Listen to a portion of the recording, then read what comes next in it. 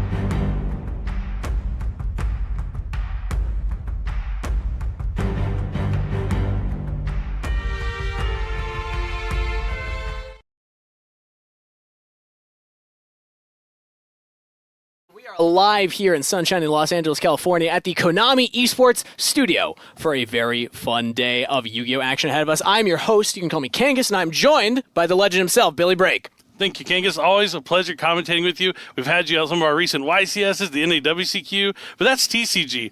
Before we jump into the Master Duel thing, I do want to make one quick announcement about the trading card game, and that's the Yu-Gi-Oh! TCG Forbidden Unlimited list will be updated this Saturday. That's right, this Saturday. But today, we're here for Yu-Gi-Oh! Master Duel in the Shadow Duelist Tournament. Fantastic news coming up in the future, but for right now, ahead of us, you're right, Shadow Duelist Tournament. All month, we have been receiving hints and teases as to who is behind the mask of Nocturne. I gotta say, it's been grinding my dual disc the entire time trying to guess who it possibly could. The community has been weighing in on that as well, but so far, we still are uncertain of who it is. Who could be Nocturne behind that mask? Yeah, this is something really exciting. I mean, it's something unique, something new. Oh, sorry, everybody at home.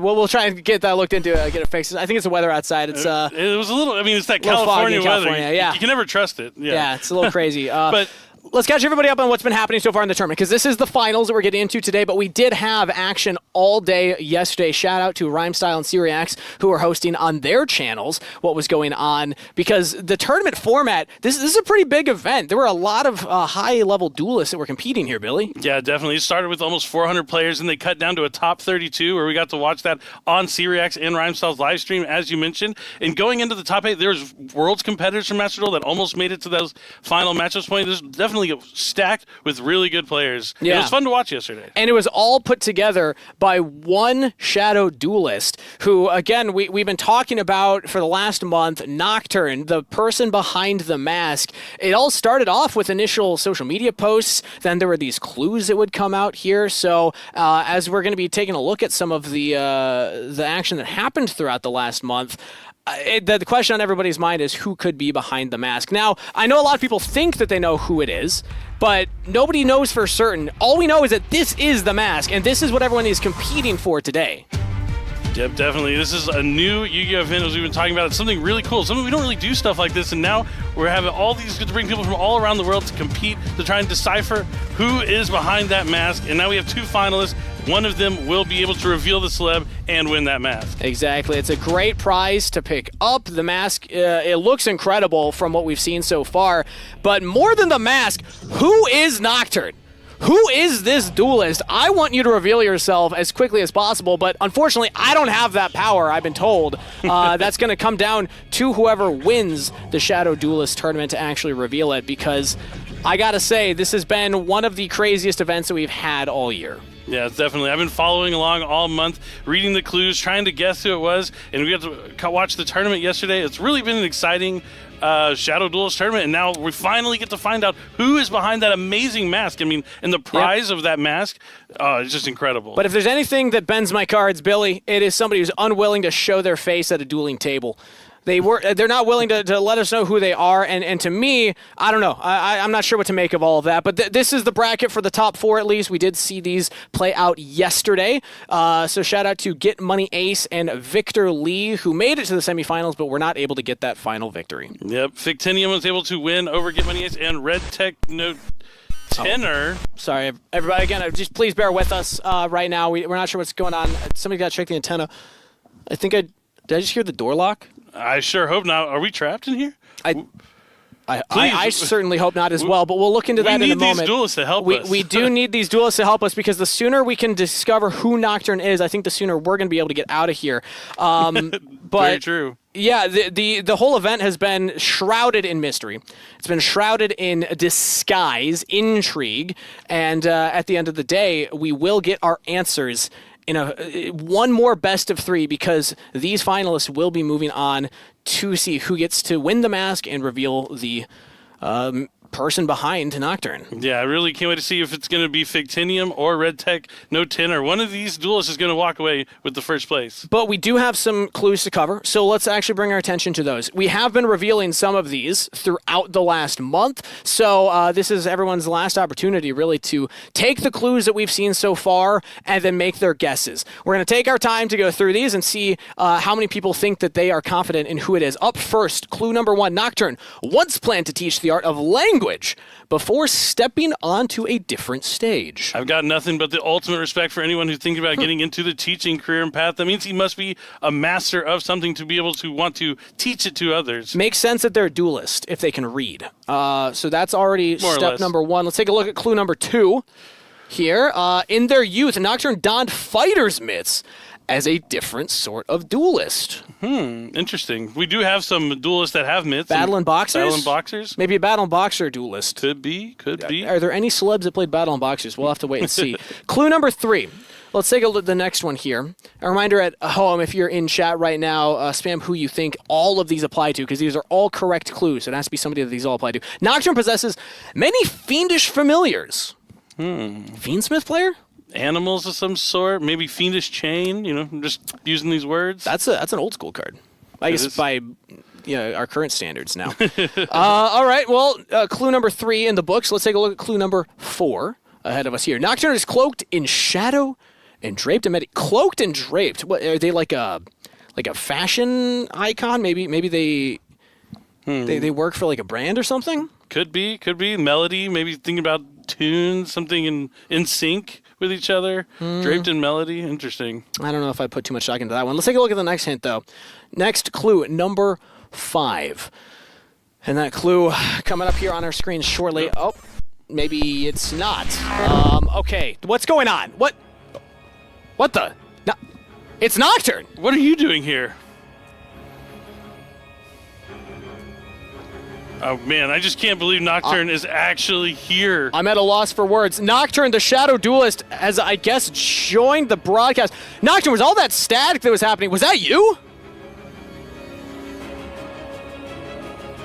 Just so ominous. I guess so. I guess it was. Nocturne, if you can hear us right now, why are you doing all of this? Why did you bring us all here today?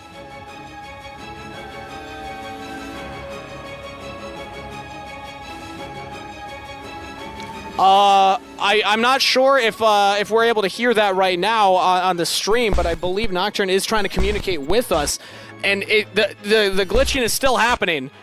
So Nocturne, oh my goodness, this is a lot to take in.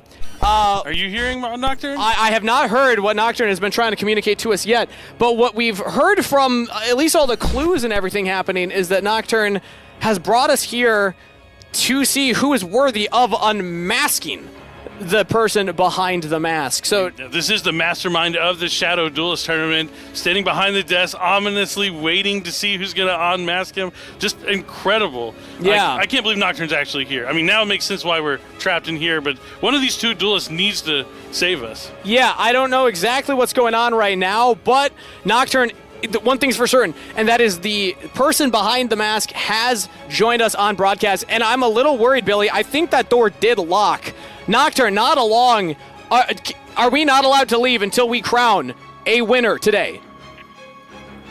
No. This is correct. Well, there we have it. And now, Nocturne, we have you as well. Is it also correct that you brought us here today to determine who is worthy of unmasking you? Indeed. Okay. That's Well- scary, scary voice. Lot to take in, Billy, but I suppose we do still have a show. Oh, that's terrifying. We have the rest of the show to get through, so let's try our best here because we do still have to introduce the finalists that will be playing against each other in that finals. Nocturne, I do have one other question for you, and that is, why did you bring us here for this tournament? Why did you want to determine who could unveil your mask? Simply to appease me. Appeasement. Simply to appease. Oh man, who is going That to? is a twisted mentality, Nocturne. They've got to have some fantastic duels to really go through here and win this mask. Yeah, locking us in a room, putting this entire tournament together, and forcing people to compete just for the appeasement of the duelist behind the mask. The Shadow Duelist, who does like Yu-Gi-Oh, so we'll have to see if we can put on a show for him. Well, I was talking about that finals bracket. Let's take another look at it here. And now we see the mask lit up. It will be Fictinium versus Red Techno Tenor. as the finalists today, competing for that opportunity to win that mask that you see on your screen. Yeah, it was not easy for these players to get to this point. 9 rounds of Swiss yesterday, top 32 where it becomes single elimination. They had to win at least 6, like 11 rounds minimum to make it this far, including the single elimination portion after the top 32. Yep. And now they're here all the way in the finals. That's basically a YCS, I believe, right? I mean, essentially. Yeah, essentially a one-day full YCS. It was not an easy feat. These people didn't just stumble into it. They didn't win a lottery and find their way into the finals. This was based on their duel skills, and they're going to need it if they want to appease the Shadow Duelist. Yeah, but this time around, what they're bringing home will be a beautiful mask, as well as the pride of being the one to unmask the person who has been a menace to the community for the last month. Everyone's trying to figure out who this Shadow Duelist is, why we were all brought here, clearly for the appeasement of Nocturne themselves, but also walking away with that mask is going to be a beautiful prize. Definitely. It's something that's going to be almost one of a kind, something that only the winner is going to get, and now it looks like we're ready to jump into it. It's game number 1 of our finals of the Shadow Duelist Tournament. And it looks like we have Nocturne, the Shadow Duelist themselves, joining us. Nocturne, will you be casting the games alongside us? I will. Let the games begin. Indeed, let them begin. It's time to duel one more time for this tournament as the match starts. I love the marshmallow mate here from Fictinium. That is beautiful, first of all. Nocturne, can we get your thoughts here? Fictinium versus Sveti, you brought them here for your appeasement. Which side of the board are you favoring right now just based on aesthetics? Careful, Fictinium, lest you become lost in the shadows.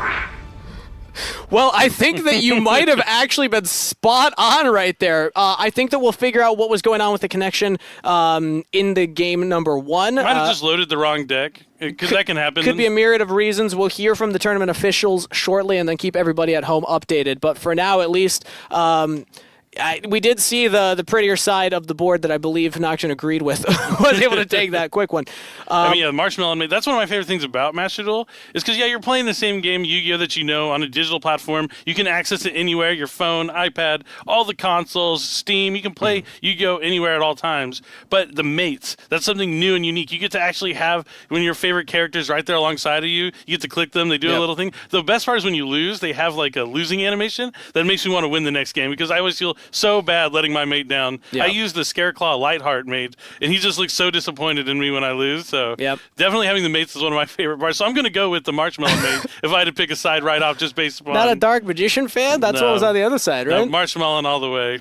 All right, well, I use at least both Yu-Gi cards. That is one of the cool things of Master Duel compared to TCG is, of course, all of the cool aesthetics that go alongside in the game client itself, which makes the World Championship even more fun to watch as well because you get to see what everyone picks for that, and that's coming up right around the corner, too. Yeah, I think right now you can log into Master Duel and pick your team that you think is going to win the Master Duel World Championship. I won't tell you my pick. I'm going to keep that secret, but I'm definitely going unbiased. Unbiased, but I'm going to go with, I'll give you a hint that I'm going with a team. I'm going with a team that has been there before. Okay, and there's a couple of teams that played at last year's Master Duel World Championship, a couple coming back. That's what I'm looking at, but there's definitely some strong contenders on all of the teams. Yeah, well, Worlds is coming up shortly, but update for everybody, it was simply a disconnect from one of the duelists, so that will not be a game loss. We are back into duel number 1, and right as I say it, Nocturne's back on our screen. It's a jump scare every time, and maybe we have not actually sorted out the issues yet, but we should be through them shortly, so bear with us, everybody. Tournament organizers are working Sorry, with us. Nocturne, please don't keep us in this room longer than we have to. Our most humble apologies, Nocturne. We are not worthy. We are sorry that this has happened. Nocturne, can you confirm, did you break our satellite in order to hack into the stream? I may have tampered with your satellite. Okay. Well, we'll gotta get that satellite adjust back the screws. online. Yeah, we gotta send our engineers up there and make sure that the antenna's pointed in the correct direction. Someone's on the roof right now. Finding that right angle for the in dish. a rocket ship on the way there. All right, well, Nocturne, while we have you here, I suppose we can at least ask you a couple of more questions. I don't want you to give away too much information, as you are the Shadow Duelist, and the winner of the duels today will get the honor of taking your mask off. But what can you tell me, anything at all, about why you want to be the Masked Duelist right now? What made you want to host this tournament other than appeasing you? I know you said that, but give me something else. Did you just want to see the best duels? Did you want the community to come together? Anything, Nocturne. I would like to game a worthy champion. Okay. It's about the game. It's just about the love of the game, I suppose. I mean, Nocturne, I want to dislike you because, again, you're wearing a mask as opposed to showing your true face, but I do respect that, at least bringing the community together for this event. Yeah, and I'm on the opposite side of Kingus. I love you. I was so happy that you joined us. You have this mask, and you got to bring players from all around to compete in this tournament. Because I like nothing more than a good competition. I've been going to Yu-Gi-Oh tournaments pretty much my whole life, and now that we're all here doing this exciting thing, thank you, Nocturne. You are our humble and gracious Shadow Duelist. Thank you so much. Well, Nocturne, since we are waiting for the duelists to get back into game number 1, let's hear your opinion on the mates that you can use in Master Duel. What is your favorite deck mate to have next to you while you're dueling? My favorite deck mate. That's a hard question. They're going to do something classic. It's going to be Blue Eyes or Dark Magician, I'm telling you. Probably. Yeah? Blue Eyes, White Dragon. Oh, Blue Eyes White It's Dragon. a classic. I mean, few have faced such an engine of destruction and lived to tell the tale. That is for sure. True. That's a classic one. And it wasn't the Dark Magician, which is what we saw on the other side there. And again, thank you for bearing with us, everybody. We are allowing the duelists time to reconnect and rebuild the lobby. There was just a connection issue going on. Nocturne's hacking into the stream has really thrown a wrench into all of our wires here. But we are talking about Worlds coming up around the corner. Nocturne, I want to ask you, are you excited for the World Championship of Yu-Gi-Oh! 2024? I am indeed extremely excited for this event. Oh, good to hear. I'm also extremely excited about it, but good to hear that Nocturne's going to be watching as well, because it's coming up so soon. It's coming up in just over a week's time. And Nocturne, what do you think is more prestigious? Attending the World Championship or being in this tournament which you are hosting for the chance of unveiling your mask? Why, of course, it is this championship. Nothing else compares. The most classic Nocturne answer you could ask for.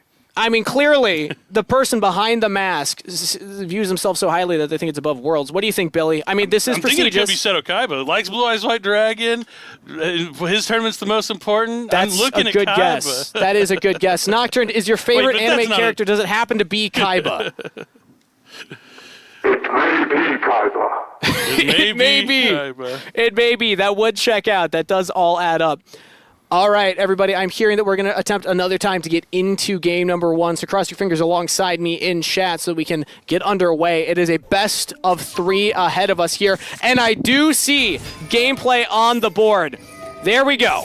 All right, and it looks like Shetty is playing the same deck from yesterday, starting with the Centurion Primera, which is met by a Gamma, which is going to be met by an Ash Blossom, and then an Effect Veiler to still cut off the Primera from getting things started. That is a long chain link to kick things off here in the duel. But Nocturne, because now we are properly into it, I want to give you one more chance to kick us off here. We're into game number 1. Welcome to game number 1. Thank you, Nocturne. We're Let the happy duels to begin. be here. So, Centurion is a synchro-based strategy, trying to get to level 12 synchros that'll further advance your strategy. We see all the effect negation trying to stop this Primera. When you Ash Blossom Gamma, it's pretty good because you are stopping it from resolving, but it's not once per turn. You're only negating that effect. So they're still going to be able to use Gamma later on in the turn. So that's what Fictinium is thinking about here. Does he stop this Magnamut?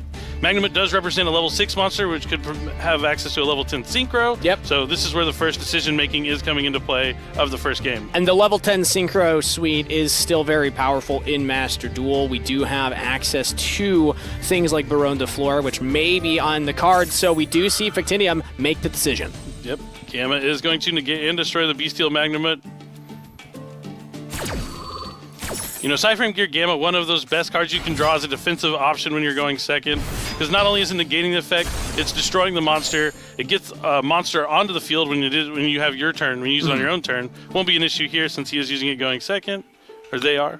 And it feels like In my mind, it makes sense to hit that because the Magnemite will represent another Dragon Surge from the deck in the end phase, as well as, like you said, that level 6 monster on the field, which can be used for synchro plays. And we also have Maxi for Victinium. Yeah, a couple of B-Seals here from Sveti. Wow. But, so many interactions from the hand from Victinium. Effect Veiler, Gamma, the Ash Blossom on the other side. Just incredible. I mean, this is turn 1, and we see 3 cards available still to our first duelist here. I believe Sveti is the in-game name, but that was Red Techno Tenor as the listed name on the bracket.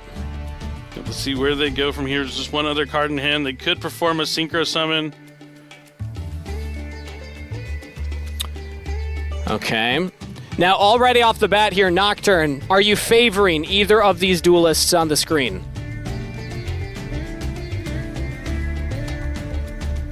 I would say I am more favoring Victinium. Okay, looking at Victinium, has the cooler field. Yeah? Opened up with a lot of interaction there. I could see it. I will say I actually agree with that because of the fact that the initial Centurion plays have been slowed down enough that Victinium, with 3 cards still in hand, depending on what they're playing, could look to play through whatever field Red Techno Tenor sets up. But we do have Baron de Fleur on the field. Welcome back, Baron. It's been a minute since I've seen you. Awesome to have you here in Master Duel. Level 10 Synchro can negate any card, can destroy a card in the field. Looks like going to destroy the Gamma. You don't want to destroy the driver because it can be summoned from the graveyard with a Psy Frame later on. You're happy to see that banished in the end phase due to Gamma's effect. And we have the Emblema Oath as well. Emblema Oath is going to let Sveti add any card he wants, or just place it to the Spell and Trap card zone. Yep. And that is going to get Phalanx to target a face-up monster on the field and banish it, and then during the standby phase of the next turn, return it. So, So an interaction with the Baron, interaction with the Spell and Trap card. Nocturne, I think you're right. Victinium's in a very good position here. And it's even better with the Cosmic Cyclone. It's a good way to start. We're going to have to see if Sveti uses the Baron here to stop the Cosmic. Nope, just lets it go. Wanted, Seeker, this is for spoils. Now, Nocturne, there's no way that you stacked the decks here. I mean, you're favoring Victinium, but this is purely by chance, correct? This is a fair fight? I am not at liberty to say.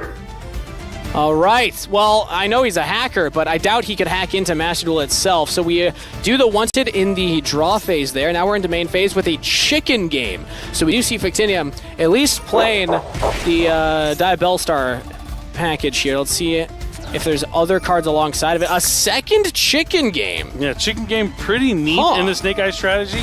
You can use it like an Upstart Goblin where you're thinning your deck out, getting access to those Snake Eye monsters with all the limitations like Snake Eye Ash being at 1. But it also leaves you with a face-up card on the field that you can send with Diabellstar the Black Witch or a Snake Eye Ash. That's a good point. It's a really cool tech here that we're seeing in Master Duel, but Diabellstar the Black Witch is going to let Victinium grab a sinful spoil from the deck. And that's where the Baron is going to come into play and negate that. So that is the last button click that Red Techno Tenor will have. And that means, Nocturne, I got to ask, what percentage chance do you think Red Techno Tenor survives this turn? Well, never mind. I don't even have to ask. That's a forfeit because there was no other plays. That bonfire basically signaled the end of the game. Yeah, the bonfire, having access to the normal summon still, that's the way you kind of play with Snake Eye. You push through all the interruptions your opponent has using your special summons. The longer you can hold on to that normal summon, the better of a position it puts you in later on in that game. The bonfire would be able to grab Snake Eye Ash and combo off from there. I mean, there's many different ways you can end up getting to 8,000, whether it be access code talker plus a 3,000 attack monster like Snake Eye Slamber's Dragon. You could also go into Raging Phoenix, into World Dragon Silantis, bring back Promethean Princess, and that's going to be able to do over 8,000 damage. Plenty of different ways to go for it, so that's why we see the concession there so early. Now, Nocturne, I want to bring the question up to you.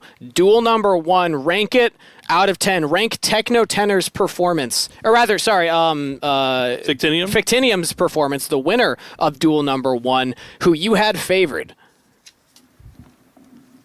I would give him a solid 8.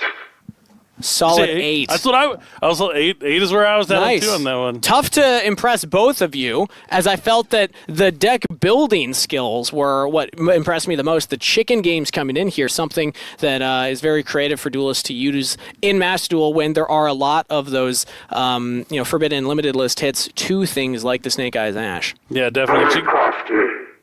The chicken game was really, really cool to see. I mean, yeah, it has multiple purposes, and with the limitations, you can basically just replace the Snake Eye Ash with chicken game, and really fantastic to see it pay off there. I mean, also just opening up with those interactions going second, making the decision to play Psyframe Gear Gamma in the main deck. Speaking of main deck, they are side decking right now. Yes. Just so you at home know, side decking is a little bit different for this tournament. It's kind of the way it is in our Master Duel main event series as well. You have to play game one with the deck that you registered with, but then your side deck is your whole collection. You could completely switch decks to a different strategy if you want, or you can just put in like those going second / going first cards into the strategy that you're already doing. Yeah. So there's a lot of different ways you can go about it. Maybe after losing with Centura Ion there in game number 1, Red Techno Tenor is going to switch to a completely different strategy, or he might just think he got a little unlucky there with all those interactions from Fictinium was the top one. Yes, Sveti was the bottom one. Yes. But either way, you could switch from Centurion to a different strategy. But it's hard to not chalk it up to just having a good hand there. When you know if you're going first versus second, it can really change the type of deck, the type of strategy that you want to bring into the duel. So it's going to be up to these duelists to show us what they choose to bring. I still feel that Snake Eyes is a very powerful deck going second, but typically we see, especially in Master Duel, if you know that you're going to be going second, maybe things like Kashtira's come in. They could start siding in different cards that are better at breaking the field. But Fictinium, still Centura Ion going first is terrifying. Like its ability to synchro summon is incredible. Yeah, I mean, the biggest, the determining factor there was, Psyframe Gear Gamma. Yeah. It's not only effect negate, it destroys the card, and even though he was forced to use that Ash Blossom on it, being able to have in the hand to use on the next cards you play was just too much. Yep, it was, in fact, for game number 1, but we are ready now for game number 2. Fictinium is up 1-0 in the best of 3 series. If they can win one more duel, they can unmask Nocturne, and what would you know, again! Is this a replay of the first duel? This is exactly how it started. It is almost card for card. Infinite Impermanence instead of Effect Veiler, but literally the same interaction. Primera will get negated. What are the odds? Broken, don't fix it. Apparently the odds are pretty good if Nocturne's on your side. Now I actually am wondering if Nocturne is doing something here. A set and a pass. This Not could good. be over quickly, Billy Break. Especially if Sveti decides to concede if he sees they see a bonfire. Oh no. No wanted in draw phase this time around, so we are straight into main phase 1. How strong of an opening hand does Fictinium have? That's the question of the day. It's another chicken game. This is incredible. This is incredible. Yep, chicken game gonna pay 1,000 to draw a card. There we go again. We're playing chicken games out here. We were not playing the real game. We're talking about chicken game. Not even the game, chicken game. Yeah. All right, now Fictinium taking a moment to consider the options. Yeah, drew the card, still has chicken game on the field, and like you said, the Diabelisar, the Black Witch, can send that as the material to summon herself. Yeah, and using it for like Snake Eye Ash also to send is pretty Yeah. nice as well. You're just getting a free monster while having less cards in your deck. But it looks like, Original Sinful Swells, it's hard to get a face-up card for that when the Black Witch can use set cards. Original Sinful Swell needs a face-up card. Yep. We're seeing that synergy with Chicken Game. Is there an Ash Blossom? No. There was not. So we're going straight into Poplar, which makes me think there's a potential that we either have a Bonfire or the Snake Eye Ash already in hand. Yeah, definitely a normal summon is what that's going to lead me to believe as well. Yeah. I hope there's Fire Kings in here. Fire King's one of my favorite decks of all time, and I know it is a little bit stronger in the Master Duel than it is in the TCG. It's got access to pretty much everything that you need for the deck, but it's up to Fictinium to make the decisions here. There it is, you called it. Snake Eye Ash is coming down from the hand. Normal summon used. Is there a response? No. There was a toggle, though. So something is activatable. Maybe we could guess it's the Centurion Phalanx. Could be, at which point you maybe try and hit the Promethean Princess if you're trying to clog things up. A Jet Synchron. And now we have Max C. Using it here As opposed to on the original Sinful Spoils. Interesting. He knows he has the Siphon Gear Gamma, so he has to wait for him to put a monster on the right. field, so we won't be able to use the Gamma on the That's a good Maxi. It's something heads up to do even if you don't know your opponent has Gamma, but just to like make sure you cross all your T's and dot your I's. But Divine Temple of the Snake Eyes is coming up next. No short of the Snake Eyes spell and traps here for Fictinium. And we're straight into battle phase. So it looks like the duel will not end on this turn. Fictinium does not want to play into that Max C, would rather just pass and leave the opponent with very few cards, very few options.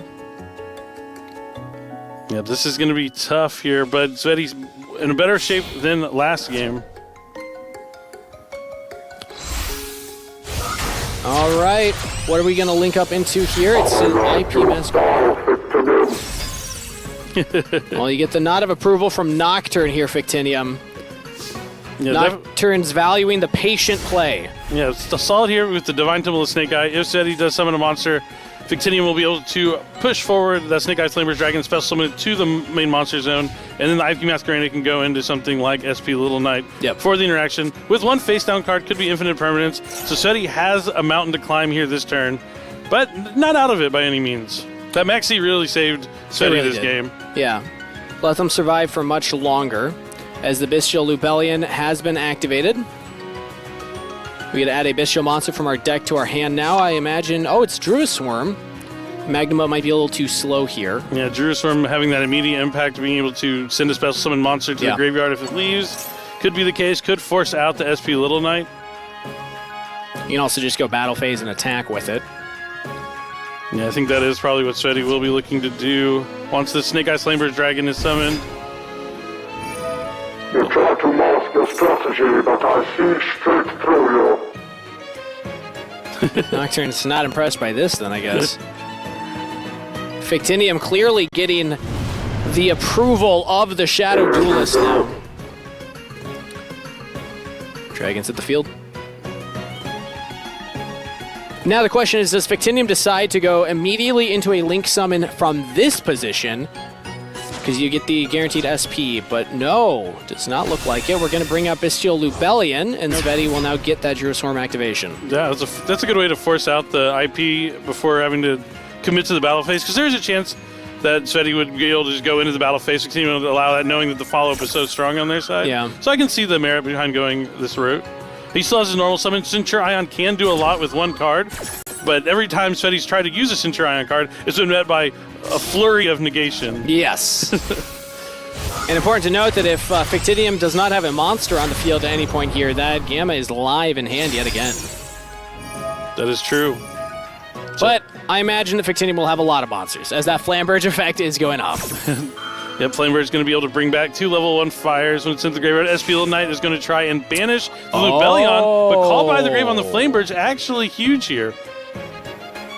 This cuts off the monsters from coming back. It cuts off Flamebird coming back from a princess for follow-up on the following turn. So as long as Sveti has something to do with those last 2 cards in the hand, could be useful. I really like the Bestials with the Centurion. That's something I haven't seen too much of in the TCG, but we saw the level 6 and the Fortuners line up for level 10. Lupellion lines up for a level 12 Synchro. I like the synergy. And Nocturne, are you worried for Fictinium in this position? Because it looks like Sveti's getting back into the game. I may be slightly worried. Only slightly. Only slightly.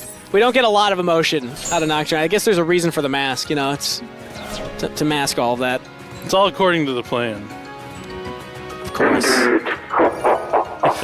Bonfire activated by Sveti now. Bonfire doesn't just search Snake Eye Ash, it can search any level 4 or lower Pyro. Yeah. Which happens to also be Centurion Trudea. Okay. So you can place it along with a Centurion monster.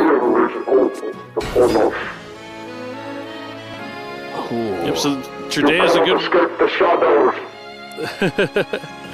I don't know if either of these duelists are escaping the shadows right now. We are in the thick of this duel. Sveti has fought their way back into it. So Trudea can get any monster from your deck into the spell and trap card zone. Probably looking to go for Centurion Premier. Oh, Centurion Gargoyle. 2 is going to be able to come down to the field. He still has to worry about the SP Little Knight. So he might just go battle phase. They might go battle phase. And we are doing just that. Centurion Gargoyle, the second, will hit in. And there we go. SP Little Knight has been dealt with. Now, what can Sveti do in main phase 2? Nothing. End phase. And the face down card is a Wanted, the Seeker of the Sinful Spoils. That's going to grab Diabellstar, the Black Witch. Sveti, with no cards in hand, no interactions from the graveyard. This is going to be tough, and I think the Shadow Duelist had a good pick when he said that Fictinium would be walking away victoriously. Yeah, I mean, we'll have to wait and see, but Nocturne, I think that you were spot on with favoring Fictinium, because with this many cards in hand as the Snake Eye player, I have to imagine that there's enough to just win the duel here. I tend to be correct. So far it's looking good. Constantly brushing that mask around, taunting us, Nocturne here. As Oak has hit the field, which will bring out the Ash, and Ash effect will then presumably search for a Poplar, although could get any level 1. You see Jet Synchron being We're just going discarded. straight in, okay. Special Summon Diabellstar, the Black Witch. All these little Snake Eye monsters are gaining the attack boost from the field spell. Diabellstar is going to try and set Subversion of the Sinful Spoils. I mean, let's do the quick math here. 3,900, that is 6,400 on the field already if you just activate that and throw back the Centurion Gargoyle. But no, we are still going to go into a deeper combo here. Yep. Snake Eye Oak and Ash are going to the graveyard to summon Snake Eye's Flamebird's Dragon from the deck. Now it looks like Fictinium is going to use the effect to put a monster into the spell and trap card zone. I think Fictinium's doing a little bit of a victory lap here, Nocturne. A 2-0, is this what you predicted? Did you really think it would be over this fast? The hour of my reveal is almost upon us. I don't know this happen. Well, there you go. Nocturne was correct. We have our victor, Fictinium, with a solid 2-0 victory. And they are your Shadow Duelist Tournament winner. Just incredible. I mean, showing the power of Snake Eye, having all those options. I mean, when Snake Eye is at its best is when it is going second. It has all the defensive options and multiple ways to start their turn on top of that. Couldn't have asked for probably a better hand in game number 1. And game 2 also had that Cyframe Gear Gamma, which is just one of the best cards you can start with going second. But, you know, taking nothing away from Fictinium, it was incredible. An incredible day yesterday. Yep. Had to play through 9 rounds of Swiss, top 32, and beyond that to even make it to this finals. And Nocturne, I got to bring it to you. Fictinium with a 2-0, you predicted it, but how well do you feel this duelist played? I would give him a 10 out of 10 for the last battle. That's as many as you can give. That's a high score. That's more like it, Nocturne. All right, maybe I had you figured out wrong throughout the day. Maybe apologies for some of that hostility, because that's definitely the rating I would give Fictinium there at the end. Again, going for that victory lap, as I like to call it, when you know that you have the game already in the books. But with that said, that means that Fictinium is the one who will get the honor of unmasking Nocturne, which means that we're going to very quickly and very soon here learn the identity of Nocturne. Nocturne, are you nervous at all? Are you worried about this? I do not experience nerves. I'm Nocturne. Does not experience nerves. I like that a lot. You know, I can tell you I'm filled with anticipation, and this is the moment I've been waiting for to find out who is behind the mask, who is Nocturne. But before we have Fictinium unveil the masked duelists themselves, we are actually going to take a look at the final clue so that everybody at home can guess along one last time to see if they know who the masked Shadow Duelist is before we actually see Nocturne's face proper. Because we do have, I believe, 3 more clues to give out. Now, these ones might be a little more on the nose than the past ones, so everybody be ready in chat along with us. Let's take a look at one of the last remaining clues.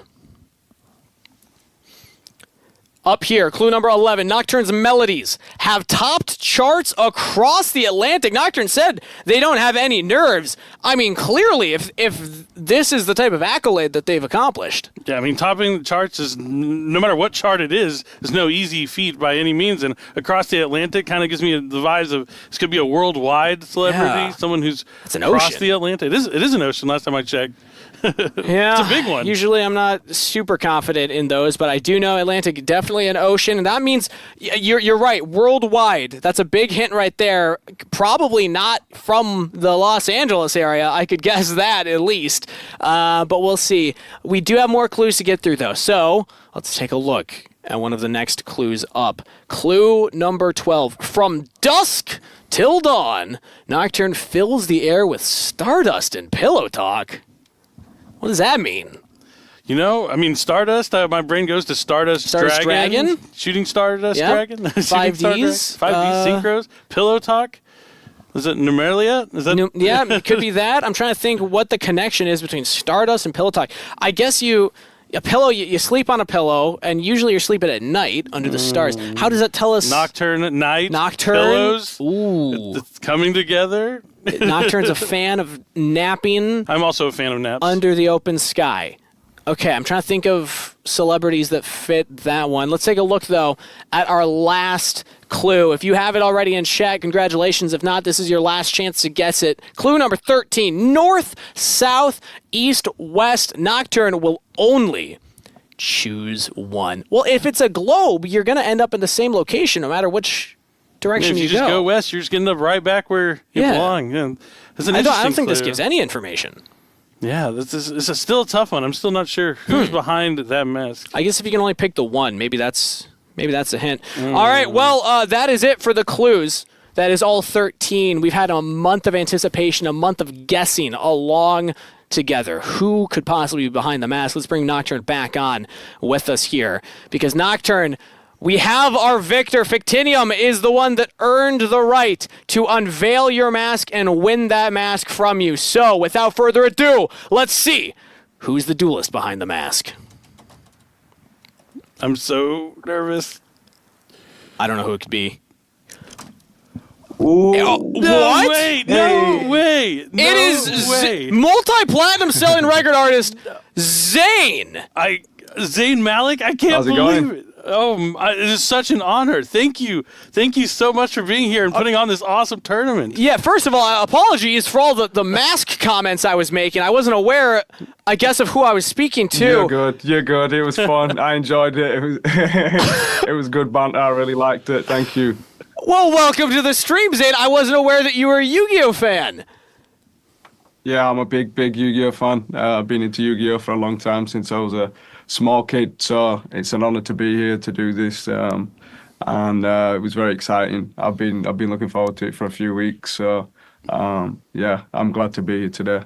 I'm just absolutely blown away. I'm a little starstruck, just in awe that, someone of your caliber also enjoys something that, we love and have people around the world love. And you brought people together here for this tournament, and just incredible. So awesome. Well, you said that you've been excited about this for weeks now. What were you most excited about? Was it bringing the community together, or was it just getting to wear such a cool mask and mess around with all of us here in the community? Yeah, I think it's a bit of both, a mixture of both. It was nice to get everybody together, obviously, here to compete and do this, but also I'm a big fan of dressing up. I love Halloween. I love any, costume I can ever get into and play a character. So it was a fun experience, and one I didn't want to miss out on.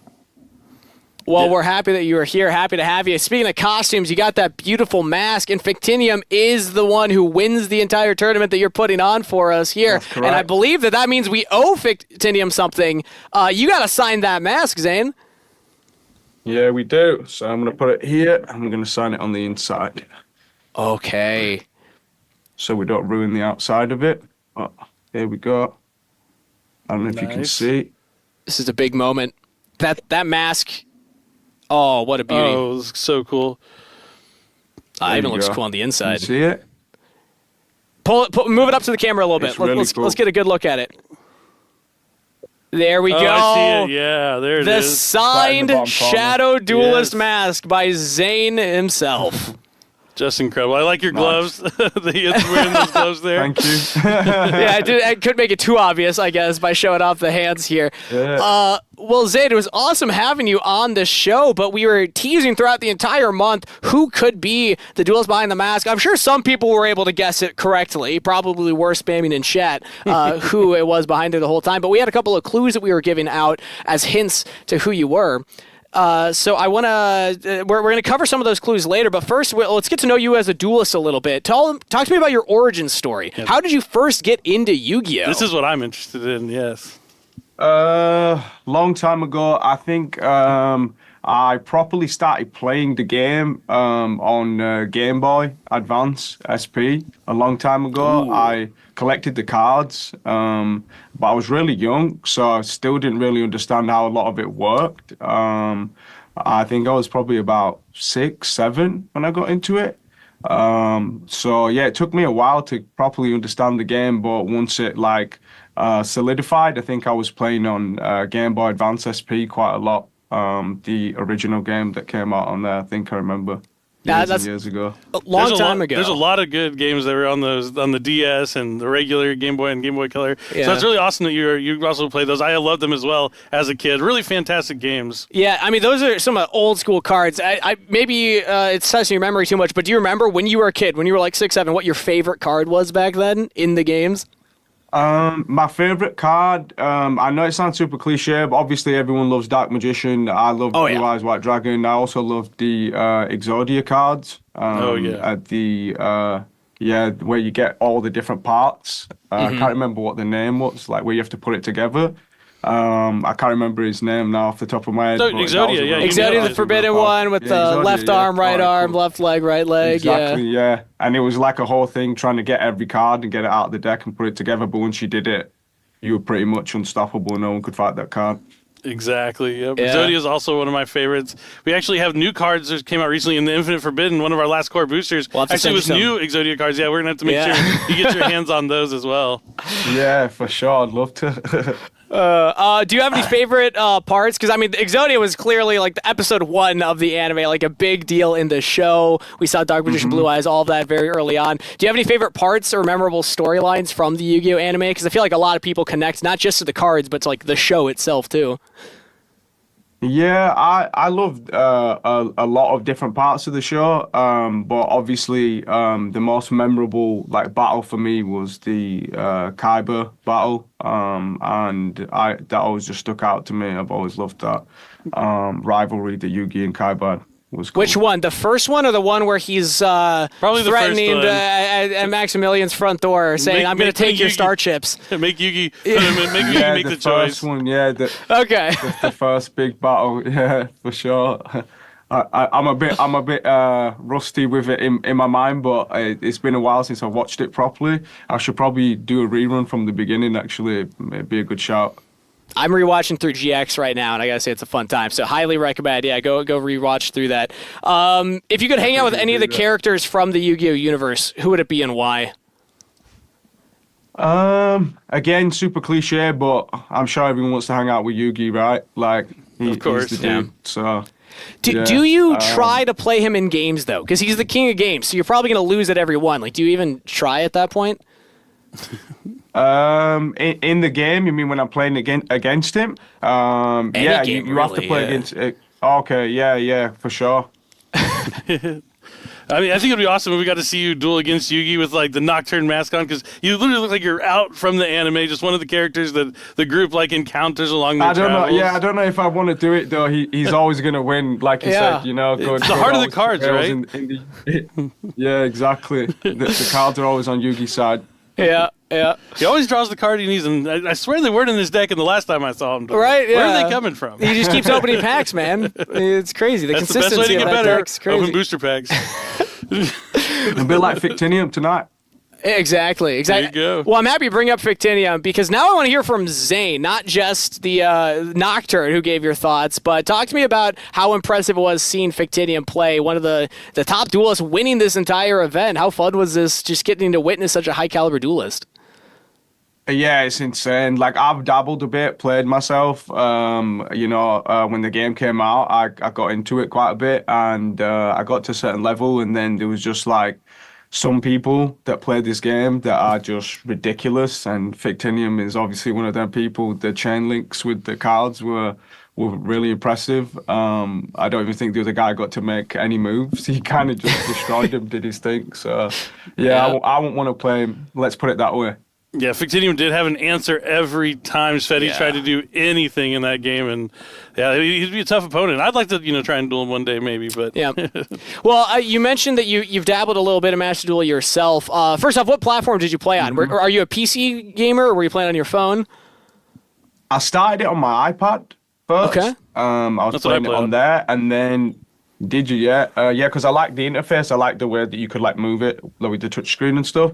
So I started playing on there, and then I started playing on Steam afterwards. But I've got it on pretty much everything. I've got it on Xbox. I've got it on PlayStation. Not to stunt or anything, but a little flex. Yeah. I mean, you mentioned that you used to play like all the games as like a kid, and I also did the same. As a kid, me never would have dreamed of something like Master Duel existing, to where not only can I play Yu-Gi-Oh anywhere I want all the time, I can play against anyone worldwide and jump into like a ranked match and challenge someone 24 hours a day. It's literally a dream come true with Master Duel just being a thing. Yeah, it is definitely.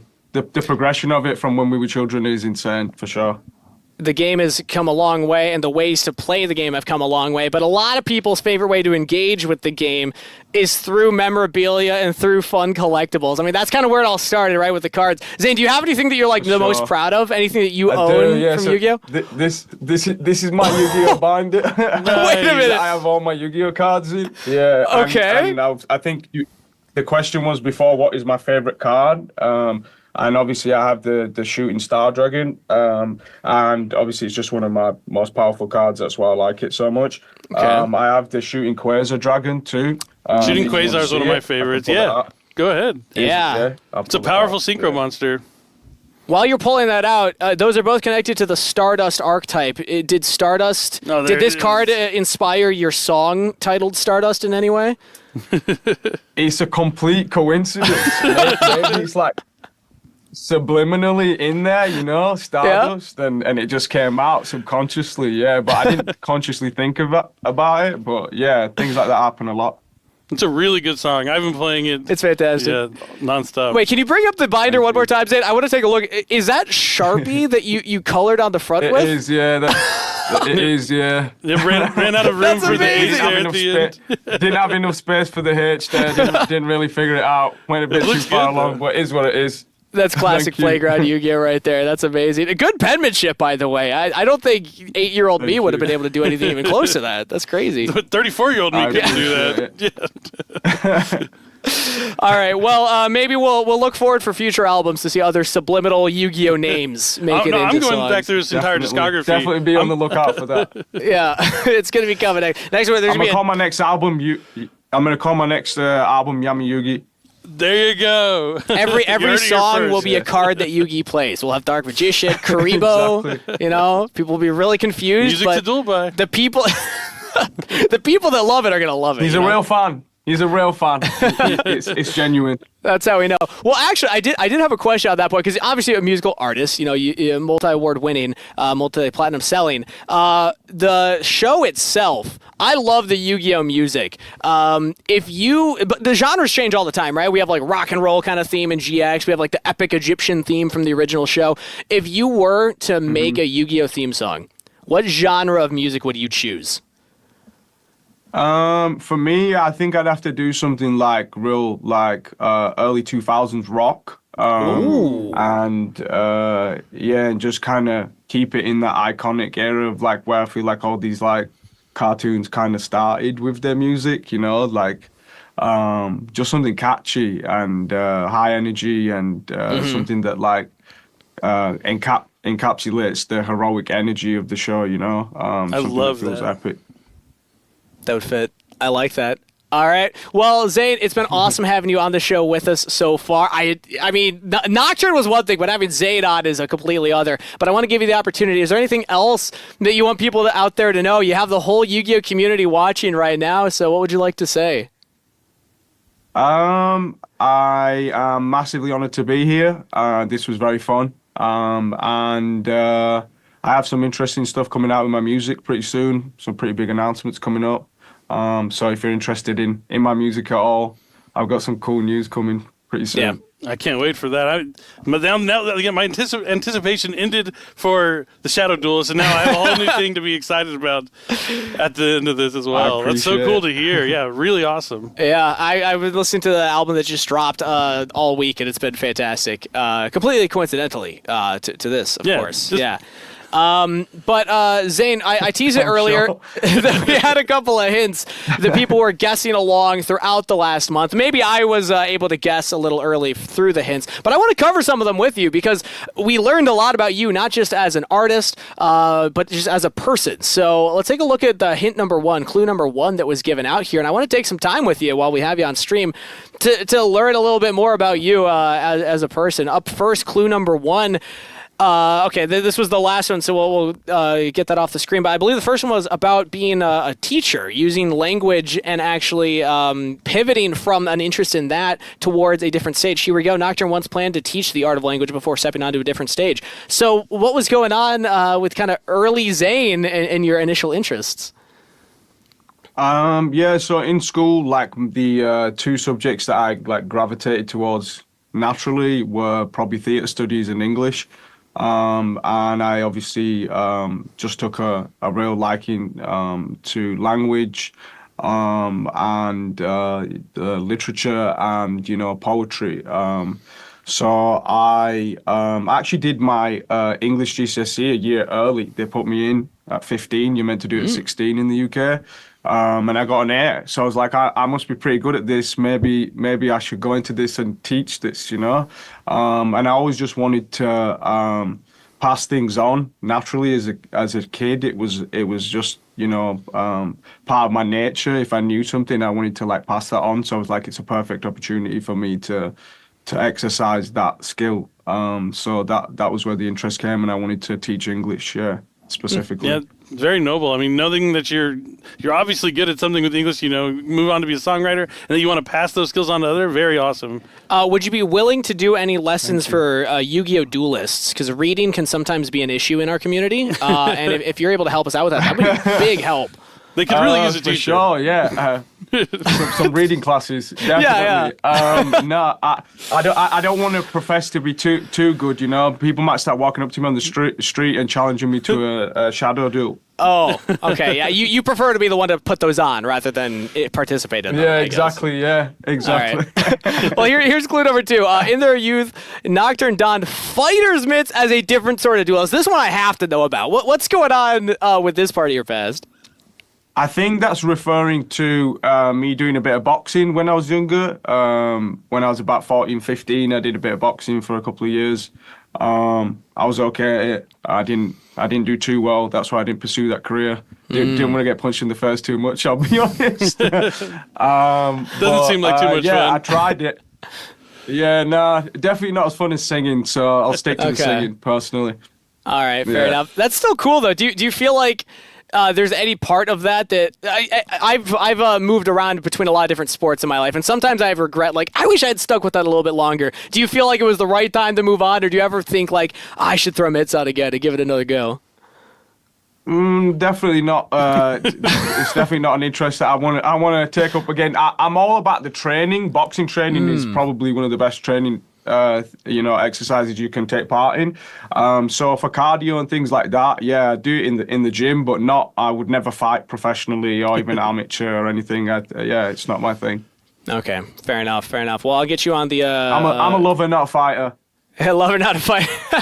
Songwriter as well. Clue number three: Nocturne possesses many fiendish familiars. This one actually stumped me. I feel like it might be about pets. Pets? Do you have any pets? It is, yeah. I do, yeah. I have a lot of dogs and a lot of cats. Got 4 turtles. I've got quite a few animals. I've got 11 chickens. Turtles. Okay, all right. We got terrapin turtles. Yeah, we can't just cruise past all these. We're gonna have to go one by one. Turtles. What are their names and why turtles? How hard are turtles to take care of? We named them after the Teenage Mutant Ninja Turtles because there was 4 of them originally. Nice. And then one sadly passed away. So I have 3 now. And then I have 3 dogs: Zeus, Zion, and Thumper.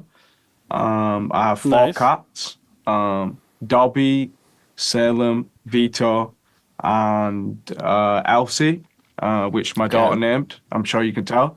Elsie. Yeah. And yeah, I've got like 11 chickens. We haven't named all them because it's hard work when you get Yeah. attached. Tell them apart. That's awesome. Yeah, I'm and it's also a hard work big to tell them apart too.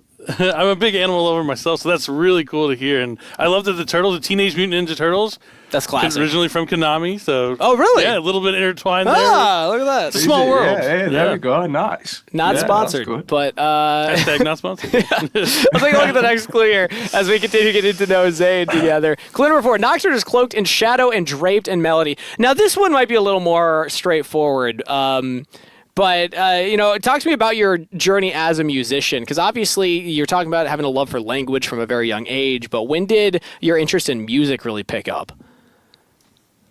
I would say my interest in music probably picked up around me being about 12, 13. I auditioned for a theatre production in my school of Greece, and it required a dance audition and a singing audition. Now, if anybody knows me, they know I'm not really that good at dancing at all. So I focused on the singing part of it, and I got a good response, from like my peers, my student pupils, and also the teachers and stuff like that. They told me that I had a bit of a talent there.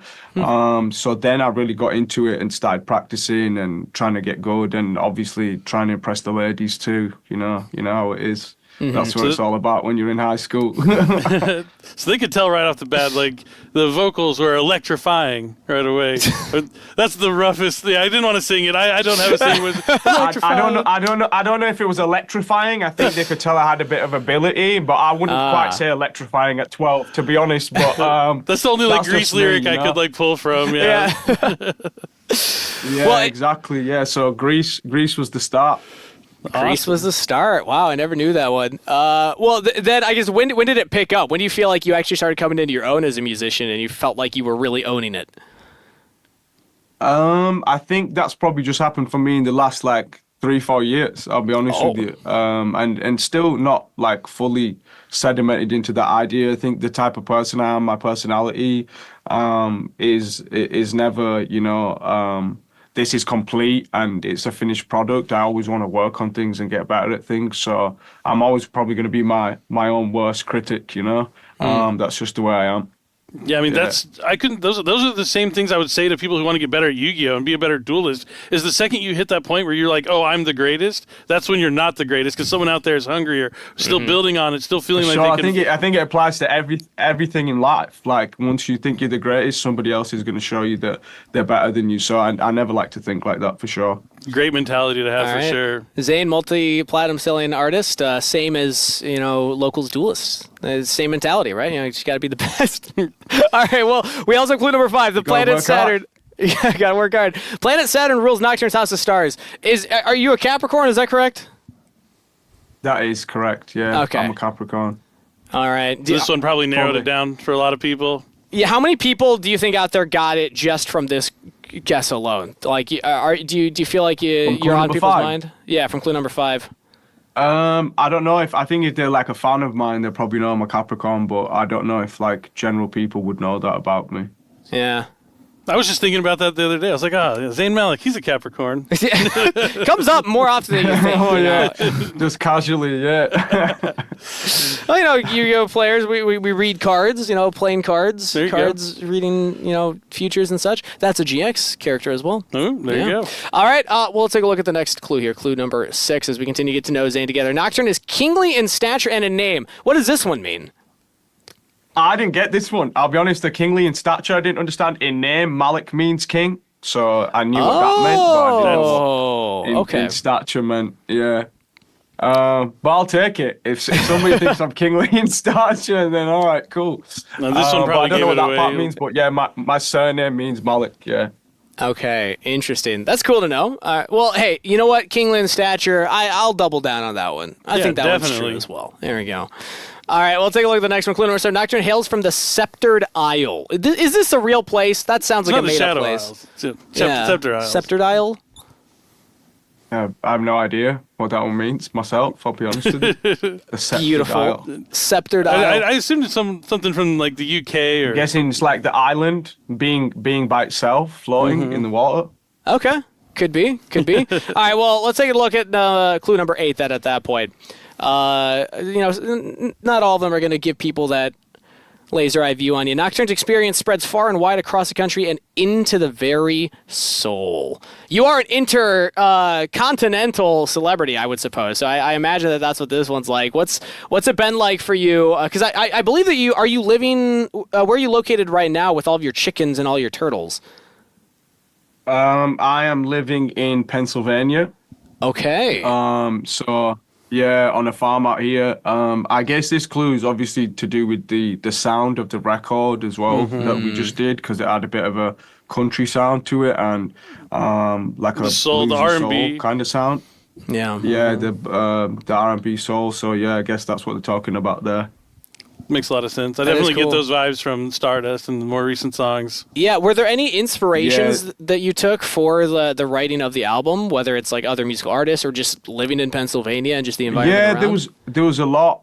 Yeah, there was a lot of different inspirations. The main inspiration was definitely living here, but just the type of music I've been listening to while I've been living out here. And I've said it a lot, but like Chris Stapleton, I started listening to quite heavy, maybe about 3-4 years ago, and I wanted to do something in his kind of pocket. I just like the way he writes and sings. I just feel like it leaves itself to tell a story in a really fascinating way. So it was something I wanted to do, and it worked out well for me, surprisingly, because I didn't think many people would get me doing that kind of music. But Chris himself even gave me a bit of a stamp of approval. So Oh wow, that's I was really very cool. happy with the way it turned out. Yeah, it was I really love cool. it. I love the sound and the vibes from your more recent Yeah. songs. They're really good, easy listening. And you can like feel like there's emotion behind it. There's like reasons behind the words, and yeah, I'm just really good, really Yeah, awesome. the country line here kind of gets me. Not necessarily like what you think of traditional country, but when I'm from Minnesota, and when I listen to the album, I'm like, I just want to have like a coffee in my hand, walking through the Minnesota woods in my backyard, just like going on an Sure. adventure or something. Yeah, it's my version. My version of country for sure. It's Yeah. not like typical country, but it's like my interpretation of it, you know? All right, so what I'm hearing is that the next Yu-Gi-Oh theme's either going to be early 2000s rock or it's going to be country soul mix. There we go. Could be There one we or the other. We'll see. Both sound awesome to me. I'm here for it. All right, let's take a look at the next clue then here as we're getting through them. Clue number 9, Nocturne shuns the sun even though they've traveled 31 years around it. Now, I assume that, do you actually dislike the sun, or is that just a Nocturne joke about him being in the shadows? I think it's a Nocturne Okay. joke, that one, yeah. But yeah, I also don't like to, usually wake up before midday unless I have to. Who does? That might make some sense there for that too. And you're 31 years old, I guess. I'm 31 years old. That's yeah. got to be a big hint there. What it's like to be Wow. 31 again. Yeah. I'm only 34. It's not too bad. Oh, in your old wisdom, do you have any advice for Yeah, Zayn you're as an not- you're not elder that man? much older than me, you're fine. Lots of questions, no advice. Yeah. All right, I'll take a look at the next hint then here as we're getting towards the end of the clues. Clue number 10. Before going solo, Nocturne was part of a celebrated brotherhood of troubadours. Now, you, of course, Troubadours. have gone through a long development of yourself as a musician, as an artist. So how have some of your like earlier days of making music helped shaped your ability to make music now?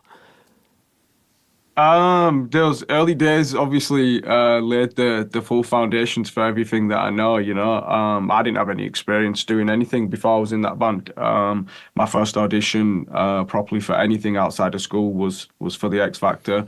And I built all of my experience in my field with those 4 other guys. So it's definitely influenced, me as an artist and me as a person still today at 31.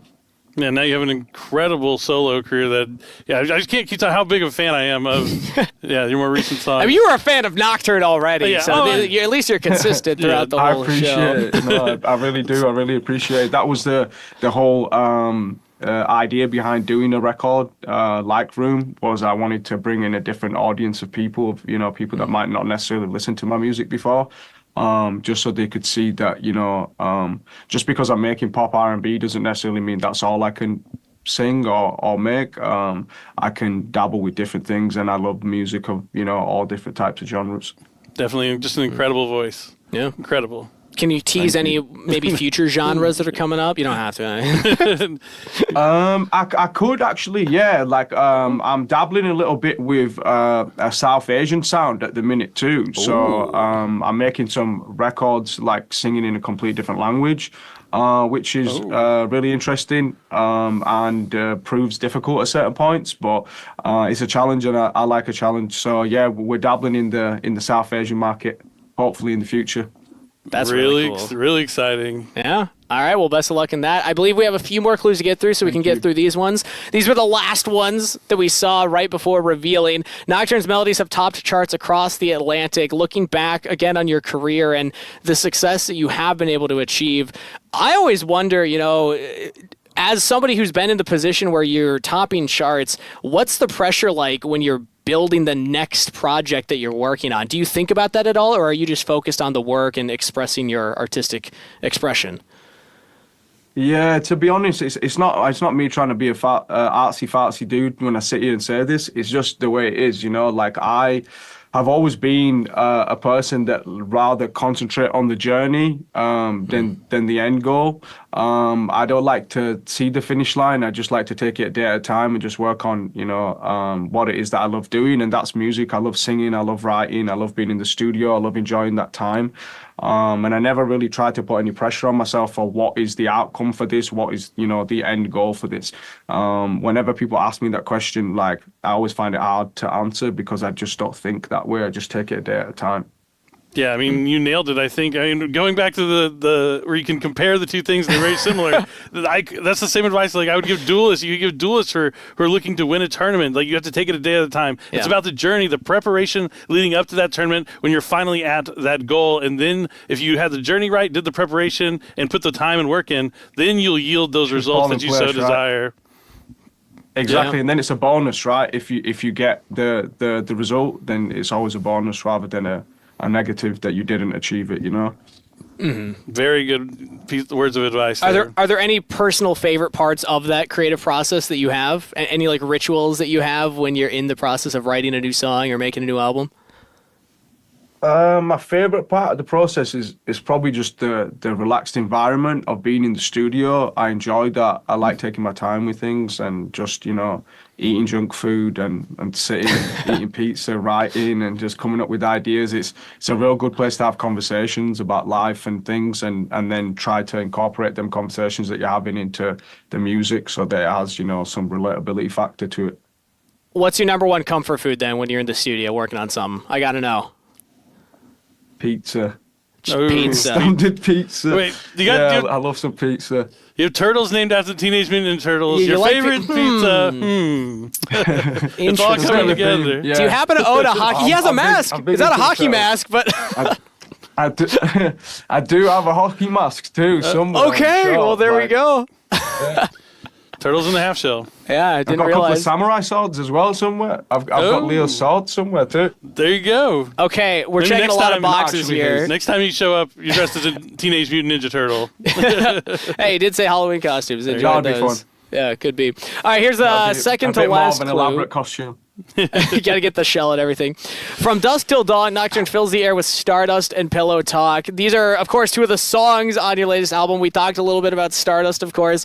Were either of these, up there? Do you ever have like a favorite song at the end of an album when you look back and say like that one was like a personal favorite of yours, or one that you really feel like is going to click with the audience? A personal favorite is probably a song that's not even a single. Usually the songs that like are more like the album tracks, I tend to gravitate towards more. The truth is, Dusk Till Dawn is probably my most proud achievement for a song, because I wrote it and then got to finish the writing off with Sia, who was an artist that I massively revered and have a lot of respect for. As a writer, as a vocalist, everything. So I think that's probably my biggest achievement, I would say. Like, doing the song with Sia was a big moment for me. That's really cool. Yeah, definitely want to check out the whole album. I think I always find that the hidden gems are always there in the album tracks as opposed to the singles. But the singles are incredible. Like, Stardust has become one of my favorite songs. It's great. Pillow Talk's great. I think My Woman, Fuchsia Sea, those are some of my favorites on the album too. So nice. Yeah, I appreciate great that. work. All right, and now this is the last clue, the final clue that we gave out that I'm sure gave a lot of people the answer to who you were, and that was, of course, north, south, east, west. Nocturne will only choose one. Which is your favorite direction, Zane? I think what they were trying to say here is the north, because I'm from the north of England. There we so go. I guess I would only choose the north. Yeah, I like that. I'm from Minnesota. I'm from the north as well. One Direction. Oh. Okay, you're northern too. Yeah. That makes way more sense. I didn't understand that one. That was over my head. I was like, it's a globe. You're going to end up... You could go I seen anywhere. you give a little subtle hint there when you were announcing it. I heard you say, "Oh, maybe it's the one." So I thought that's what you were doing there. No, it was right over my head. I didn't even notice that the one is you said one capitalized. as well where you said "in sync." You gave like a clue and you said "in sync," like try to throw them off. I did the hear track that a bit. one, I was like, actually. That was by complete accident. Yes. Yeah. Was it? Yeah, I was like, oh, I thought you were trying to throw them off. I was like, Came that's a good straight one, from the that. back streets, yeah. Oh man, I would have looked really clever and cool. If it was intentional. I just bumble my way into these awesome things. Billy's just naturally talented like that. That's why we love having him around. But Zane, that is all the clues that we had. I'm happy that we had you to talk through all of that with us. So thank you so much for taking the time to do that. I'm sure that the community, first off, loves celebrating having you as part of the community, but also getting to know more about you. But a reminder for everybody, or actually more of an announcement, that Zane, I hear you might not be alone as a Shadow Duelist. Is this correct? That is correct. Yes, there's going to be a whole cabal, shall we say, of masked celebrities that are going to be partaking in this amazing event. And I hope they have as much fun as I did today, because it was really fun. Well, you heard it from Zane himself, a whole cabal of Shadow Duelists to look forward to. Season 2 of Shadow Duelist Tournament will be coming soon, so make sure you keep your eyes peeled to all of the official announcement channels. But thank you again, Zane, for coming on. Congratulations on crowning and being the first Shadow Duelists to give away your mask. Congratulations to the winner, as well as everybody who participated. And thank you so much, everybody at home, for tuning in and being part of this incredible community. Can't wait to see you next time. Until then.